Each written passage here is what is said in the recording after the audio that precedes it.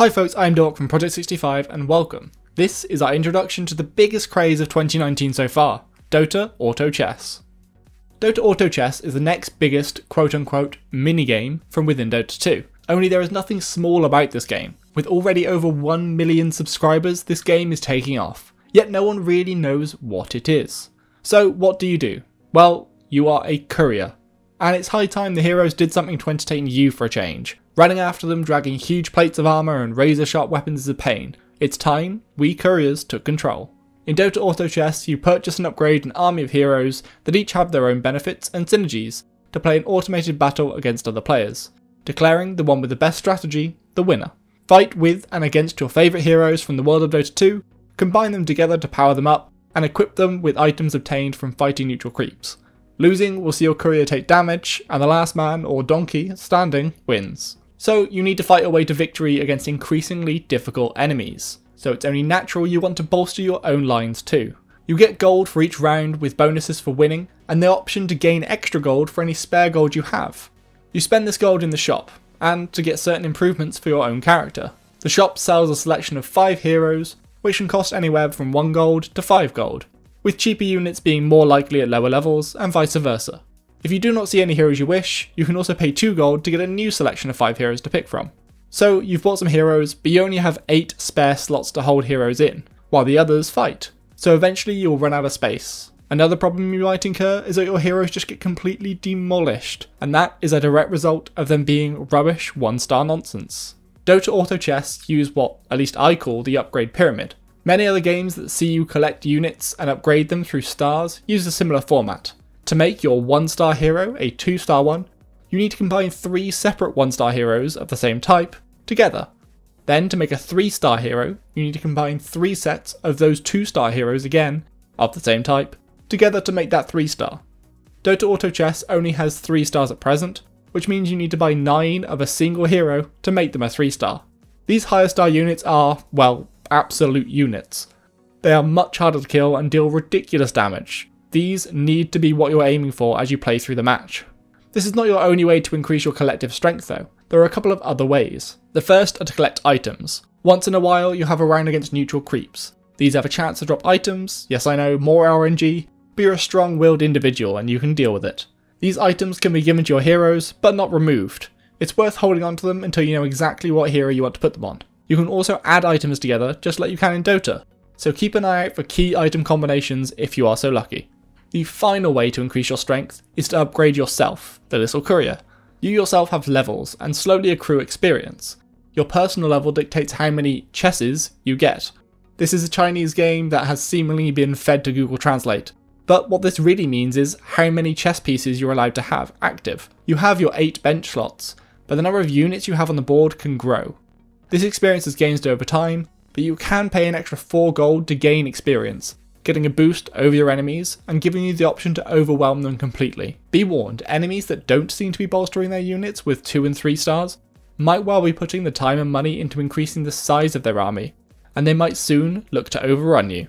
Naturally, finding a balance between buying heroes, refreshing the buy list, buying experience and saving gold for interest payouts will be a part of mastering this game.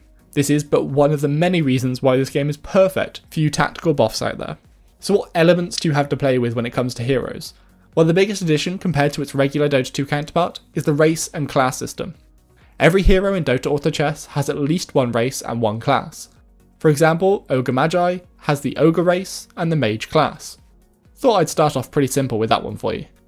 Races and classes gain bonuses depending on the number of unique heroes of that type you control. So if you use 2 mech class heroes, they will both have a passive health regen during the fight, making them much harder to kill. Each hero comes with 3 abilities then. 1 passive for its race, 1 passive for its class, and 1 hero-specific ability that can either be a permanent passive or an active ability that requires mana. In Dota Auto Chess, mana works a little differently to Dota 2, as you might imagine. You gain mana each time you're hit or deal damage, and as soon as your hero has enough mana to cast its spell, which is 100 mana, it will do so. Some of these can be game-changing ultimates, such as Medusa's Stone Gaze, turning an enemy facing her into stone for a short period of time. But they can be simple abilities, such as Furion's ability to summon a little treant. All of these nuances will not only make every game of Dota Auto Chess feel different from the last, but there's also a lot of combinations yet to be tested. You might still be the first to discover a new meta build of ogre mech mages that's just unstoppable thanks to a certain hero's own ability. The world is your oyster. Well, the world inside this minigame at least. With your army of heroes assembled, we are ready to get into combat and try and win this game. To win, you simply need to be the last man standing. Sounds simple so far, right? After each battle, you take damage depending on the number of enemies and what stars they are that are still left alive. Starting with 100 health, you will only lose a handful from the earlier rounds, but as things progress, you'll start to lose more and more health. If you drop to 0, you're out of the game. And as I said, to win, you just need to be the only player not to drop out. Each round you will fight either one of the enemy players or some neutral creeps. The earliest rounds will see you facing off against creeps, and so long as you're actually buying heroes, you won't lose. Hopefully you get some nice items to help you along too. Moving into the meat of the game, you'll see one of your enemy's armies in front of you. This is done seemingly at random, so probability states you should face most of the players, rather than the same strong one over and over. This all changes in the late game though. With many of the weaker players knocked out, there are only a few people for you to fight, and you will now need to battle your way past the most strategically sound or just downright lucky opponents to claim your victory.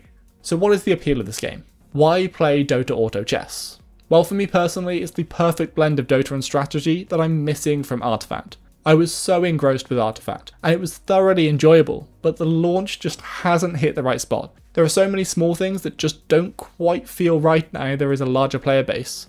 But if you aren't an Artifact renegade, why would you try this out? Well, if you're a fan of Dota, you must be thinking it's about time you get to play something else in this IP that you enjoy.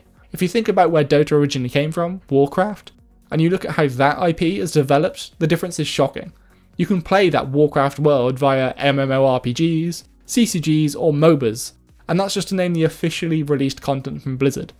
If you're a Dota fan, you just play Dota.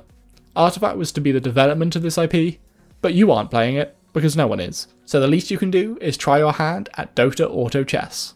This game will also appeal to those that don't know Dota though. Maybe you haven't ever played Dota, but you like strategy, then give this a go. Don't be fooled, no, this isn't anything like chess itself. But if you made it this far through the video, you are either an adoring fan, or the game at least slightly interests your clever brain, and one of those is far less likely than the other. So maybe you should go and download Dota 2 for free, and then subscribe to Dota Auto Chess, the link for which is in the description, and maybe even pinned in a comment, also entirely for free. That just leaves me to sum up what Project 65 will be doing with Dota Auto Chess. As you might know from my Artifact content, I'm a huge fan of Dota and strategy, so naturally I'm playing a load of this game, I just can't put it down. But I don't think I'm going to be going down our usual news cover path. I might see fit to do some guides, but even things such as composition guides seem a little ridiculous with the amount of RNG that can get in the way. So maybe just some general playstyle tips and tricks. Other than that, gameplay in and of itself. I like playing games, occasionally I might even say something useful or witty. That being said, if there are any crazy patch notes that completely change things, I won't be able to hold myself back, and you will no doubt see information of that on this channel. So that was Dota Auto Chess. If you enjoyed the content, please like and subscribe, as it really helps the channel out, and don't forget to follow me on Twitter at div0k so you never miss another video. I've been Divok of Project 65, and I'll see you next time.